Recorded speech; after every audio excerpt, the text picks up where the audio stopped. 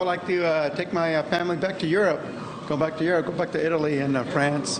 That'll be nice. I would donate to some elementary schools. I would help out a lot of homeless. I would donate to my church. A big boat, a big house, a big car, a big everything. Might buy me a new truck. I don't know. Like I said, help my boys out. I have 2 boys. And that's why we play the lottery, right? You're buying a chance to dream for a few days, not a retirement fund.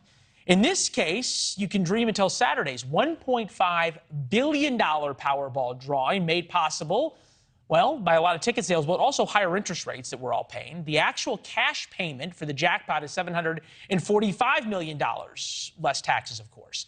But Powerball gets to advertise $1.5 billion because of the annuity option, payments every year for 30 years. And that number gets substantially bigger thanks to larger interest rates. The jackpot grows because it can grow over time. And there's no shortage, of course, of things to do with all that money. Leland Vittert here, features editor of the Harvard Data Science Review and my mother's favorite child, as it were.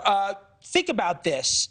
Is the big number that we hear sort of kind of this fanciful, you don't want to say fraud, but it's kind of funny business? Well, let's get like a little bit of a grip here, okay? I'll take $700 million if someone wants to give it to me. I'm not going to complain about that, okay? Right. But to blame it on interest rates, the lotto officials this whole thing is such a fraud because they're blaming it on interest rates when really they changed the rules of the game in order to make bigger jackpots. It's not the interest rates that are giving us these huge jackpots. It's that they made it harder to win. In 2017, well, it was already they changed really the rules. hard to win, right? Does it really matter if it's really, really hard? If your chances like getting struck by lightning or eaten by a shark, who cares? No, because someone's going to win. Okay, someone's going to win, and we're talking about it. That's why they made it so hard to win, is so that we talk about it. So we get these crazy jackpots of $1.5 billion, and the news media, the 7-Elevens they're doing a lot of really great business right now, and that's why the jackpots are so big. Slurpee sales are out of control. I think about 1 in 300 million basically is the chance to win. It's basically like being picked as the only person in America. You could think about it as the only person in America. My favorite is if you had a bathtub full of rice, like basmati white rice. And bear with me for a second here.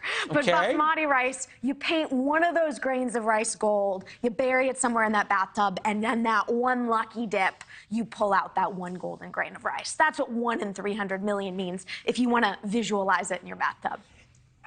Is there anything that we can link of the purchase of lottery tickets to the economic feelings in America right now? You've got 65% of Americans saying they think the economy's in a recession. We absolutely see in a recession way, way, way more people gambling. The sin tax gets bigger, and that's one way for government to make more money. So they make up for the other for money they're not getting in taxes. You say the sin tax. Is playing the lotto really a sin tax? Well, there is a sin tax behind gambling. There is a sin tax if you actually pay your taxes, which is a whole other question when it comes to gambling. Although sports betting, people now are really starting to pay their taxes on it as it gets legalized. Okay, so the lottery itself, though, you and I have gone back and forth on this, of whether it is truly a tax on the poorest among us and the least fortunate who don't understand really how difficult it is to win. It's 100% a tax on the poor. That is what state lottos are. First, they were sold to the public to fund education. They do not do that. That is a load of nonsense. And secondly, 4 times that low-income households spend 4 times more money on the lotto than high-income households. It is a tax on the poor. Yeah, but it's so much fun to think about what you do with $745 million. I'll split it with you. There we go. Well, we buy our tickets, so we can't thumb our nose at it too much at this point. It's good to see you. Thank you. Thanks for watching. Go to newsnationnow.com to find NewsNation on your television provider.